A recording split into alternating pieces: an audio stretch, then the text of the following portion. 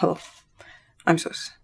I never complained. This is a part of a subject that I've talked about and I've lectured about more times than I can count. I studied literature and arts, and I studied philosophy and history, even though I always had an interest in the sciences. To this day, especially biology and anatomy, it's been engraved in our heads growing up that they're opposites. What I want to say isn't that they have crossovers and intersections. They are in one another's makeup. They are one another. I could branch out into so many topics. I want to complain about one aspect of this equation: medicine, in its history, in its practice, and its philosophy. Medicine in different cultures and different times, because medicine isn't one thing. Anyone applying anything in science will apply it in a method that follows logic. Every science has logic, and logic is affected and formed by culture. Even in philosophy, there is a sub-study called philosophy of science. You can study it on its own. You can specialize in it, and that is why when we look at the history of a specific science, like medicine, we see how it changes through time, and how that change is an indicator to whatever widespread logic in the culture that it's being applied in different times and different places. In the beginning of medicine that we know today, the body that is studied, and upon it a field is established, is usually a male body. It's the same with studies under neurology. Experiments and observations are made on the male of species being studied. That's usually because biologically, the male of the species is simpler and easier to predict, has less variables. So I can have steady, simple conclusions, and I know I'll find results quicker. So my research and my study will be funded quicker. There's a whole system of studying these things that pushes me to apply my medical research on a male body. Alright, so now we want to apply on a female body. What are my sources? What are the hormones and their variables that I've studied, that I have based my entire knowledge of understanding the human body? How many females did not find the treatment that they needed because their symptoms didn't match the accepted body in my curriculum? How many females have complained of an ailment to a doctor but didn't understand how to place it within their knowledge, and gave her a painkiller without really listening and researching the causes of this pain because of a curriculum that was placed in a way that excludes her from the entire field? There was a time when someone thought that a woman's womb was doing somersaults inside of her. Or if a woman has symptoms that are psychological, that are mood related, that are not understood, they blame it on anything in her body that is not male-like. They're mysterious, and that's where the word hysteria comes from. What is it? What's wrong with her? Why is she acting like this?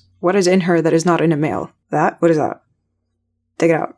Take it out. In the case of women, it's not just the medicine that we look back on and we laugh at. Those poor people didn't know what we now know with all the technology that we have. To this day, we have medical cases that are completely neglected because most of the people that have them, and in some cases all of them, are female. Like chronic fatigue syndrome, a lot of autoimmune diseases, Lyme disease, psychological illness like depression and self-harm. They're still considered a mystery. We don't know why they happen. There's so much literature and stories about women that have a mysterious ailment. She's a little upset. She has to leave work and rest at home. She needs to rest. She shouldn't read or think, and give her painkillers and sedatives. Maybe she'll shut up and forget. There's a really good book that goes through the details of that history. It's called Doing Harm. When I say that the sciences and culture are in the makeup of each other, it's the culture that allows for a specific science to evolve, and in which direction. If a research is not supported unless the supporter cares about this issue, does that not affect what research gets attention and what isn't heard? What I'm trying to make clear out of these questions, it's not just a question about the voice of a female or the pain of a female. It's about how feminine issues is used as a logical fallacy. What we call a red herring is there to distract you from the shortcomings of the systems that are placed in order to take care of society and make sure it evolves. A system that neglects women, neglects children. So when we have a lack of interest in supporting research that has anything to do with the female body, that is an indicator of monumental shortcomings in a science that's not doing its job for a higher purpose, but to make profit. And now I'm talking about the biggest minority that's being neglected. A minority that is in pain, that is unheard, from institutions that exist in order to take care of them. It's the same institution silencing them, which means we're all in danger. This minority is only an indicator, and it's so easy to get the public to ignore them as well when I scare them off with words like feminism. Scientific discovery has historically been used by so many institutions to name and brand and own and colonize and enslave people that have been made into minorities. Scientific discovery, like so many other noble pursuits, can easily be used to cause harm. Our problem here is that our tools are limited. When we want to solve a problem, we start with symptoms, right? But we forget to criticize the tools with which we're diagnosing and treating. What is the methodology that we're using? What is the logic? What are the things that we always rely on, being natural and axiomatic, that we forgot to doubt in a healthy way? If we don't criticize our tools, we will stay in the same cycle, and we notice the things that are considered natural and axiomatic in any culture through the language used, because everything goes back to language. So when we talk about ailments of the female body, like pains associated with the period, or PMS, the pain of childbirth, or the psychological effect afterwards, there are these analogies that are so clearly targeting the understanding of a person with a male body. Childbirth is like when you take your bottom lip and stretch it over your head. No, I have a bottom lip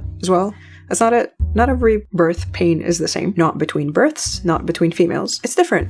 And Honestly speaking, it does not need justification. There's a body being cleft in twain for another body to come out of it. It hurts a lot. How? That's irrelevant. How much it hurts. It hurts a lot. Very much. Severely. Period. And the tools themselves is a physical thing. In medicine and other fields, tools are usually manufactured to fit male hands. We need tools that could be used by all hands in a leveled playing field. Let's not give problems a theme and color it in a way that's distracting from the actual bigger problem. We're built different in order to help each other, which is why it's very important to listen to someone who's different than you, especially if they're in pain because of neglect by the world that you also live in. Because listening to a human experience is in itself the biggest part of being human and not another creature. Not listening and neglect is an act that strips the speaker from being categorized as human and strips you from your humanity when you decide not to listen. So let's not get distracted by red herrings and follow white rabbits down to the very bottom of their hole. Thank you.